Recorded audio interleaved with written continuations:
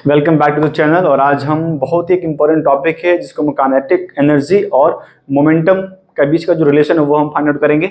तो अगर इससे पहले अगर आपने काइनेटिक एनर्जी की वीडियो नहीं देखी तो पहले आप देख लीजिए, उसके बाद आपको समझ में आएगा। ठीक है, तो आज हम बेसिकली ये डिराइव करने वाले हैं कि काइनेटिक एनर्जी और मोमेंटम में संबंध क्या है, ये कैसे रिलेशन काम करता है। एग्जाम के पॉइंट ऑफ व्यू से बहुत इंपॉर्टेंट है ये। तो हमने सीखा था कि जब भी कोई बॉडी मूव करती है तो उसके पास एक एनर्जी होता है, उसको बोला होता है काइनेटिक एनर्जी। तो काइनेटिक एनर्जी का जो फॉर्मूला निकल के आया था वो आया था ½ mv²। ठीक है, तो इसका प्रूफ कैसे हुआ था हमने वीडियो में इससे पहले भी डिस्क्राइब कर चुके हैं, और आपको देखना तो वहाँ देख सकते हैं। इसके बाद तो इसको हम मान लेते हैं क्वेश्चन नंबर 1।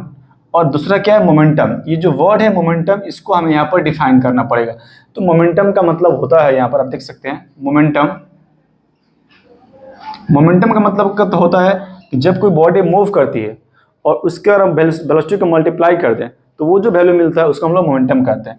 तो यहाँ पर हो गया मास मल्टीप्लाई उसका वेलोसिटी। तो हम मोमेंटम को p से रिप्रेजेंट करेंगे, मास को m लिखेंगे, वेलोसिटी को v लिखेंगे। तो यहाँ जो इक्वेशन आया नंबर 2 वो क्या हो गया, p momentum equals to mass into velocity. यहाँ से हम v का मान निकाल सकते हैं क्या? हाँ, तो v इक्वल्स क्या होगा, वो हो जाएगा p/m। इसको आप मान लीजिए 3। अब यहाँ देखिए, यहाँ पर इक्वेशन 1 और 3 में देखिए v का मान हम जानते हैं, तो v का मान आप यहाँ से यहाँ पुट कर देंगे तो kinetic energy is equal to क्या मिलेगा, 1/2 m v²। v का मतलब कितना है, p/m। तो यहाँ लिखेंगे हम p/m का स्क्वायर। सो 1/2 m p²/m²। और यहाँ से एक m कट के एक m बच जाएगा, तो आपको मिलेगा 1/2 p²/m। और ये हो गया आपका काइनेटिक एनर्जी। ठीक है, तो यहाँ से हम इसको और सॉल्व कर सकते हैं। क्या सॉल्व कर सकते हैं, जिसको मल्टीप्लाई कर दीजिए तो मिलेगा आपको 2m into kinetic energy is equals to p²। अब मैं इस काइनेटिक एनर्जी को एक सिंपल टर्म से लिख लेता हूँ। मान लेते हैं जो काइनेटिक एनर्जी है वो E के इक्विवेलेंट है, ए के बराबर है। सिंबल हमने चेंज कर दिया, तब ये बन जाएगा आपका 2m E equals to p²। तो यहाँ से p का जो वैल्यू होगा, p का वैल्यू होगा वो हो जाएगा आपका √2mE। तो ये जो रिलेशन है यही कहलाता है relation between kinetic energy and momentum. बहुत ही सिंपल है, इसका मीनिंग ये है। आप यहाँ से देख सकते हो जो आपका मोमेंटम है वो डायरेक्टली प्रोपोर्शनल टू क्या है, √ काइनेटिक एनर्जी है। तो ये जो इम्पोर्टेंट रिलेशन निकला है, इससे हम लोग और भी चीज़ों को बारे में डिस्कस कर सकते हैं।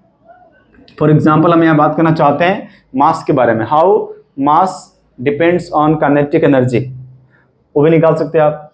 तो अगर मैं आपको बोलूँ कि मान लीजिए आपका यहाँ से मास कांस्टेंट है, मास क्या है, कांस्टेंट है, तो काइनेटिक एनर्जी और मोमेंटम कैसे रिलेटेड है, तो जो मोमेंटम है वो डायरेक्टली प्रोपोर्शनल टू √m है, सॉरी √E है। तो यहाँ से अगर मैं ऐसे बोलूँ कि अगर मैं इसको हटा दूँ, अगर मैं इस प्रोपोर्शनल साइन को रिमूव करूँ तो हम यहाँ से कोई भी एक कांस्टेंट लिखेंगे। तो मान लेते हैं यहाँ पर एक से कोई भी कांस्टेंट है, तो ये मिल गया आपको √E। x क्या मान लेते हैं, ये कोई भी एक कांस्टेंट रहा होगा, तो अब यहाँ से हम कर सकते हैं क्या, ये p1 है तो ये e1 होगा। सिमिलरली हम कर सकते हैं क्या, p2 equals to x times of, now divide 1 and 2। इसको जब हम डिवाइड कर देंगे तो मिलेगा आपको p1/p2 equals to x cut जाएगा और ये मिलेगा आपको e1/e2 और ये सबका रूट मिलेगा। तो ये जो फॉर्मूला होता है, इससे आप काइनेटिक एनर्जी और मोमेंटम का सवाल को इजीली सॉल्व कर सकते हो। सो इस वीडियो में इतना ही। अगर आपको वीडियो अच्छी लगी हो तो प्लीज़ वीडियो को एक बार लाइक कर दो और सब्सक्राइब करके शेयर कर देना। Thank you.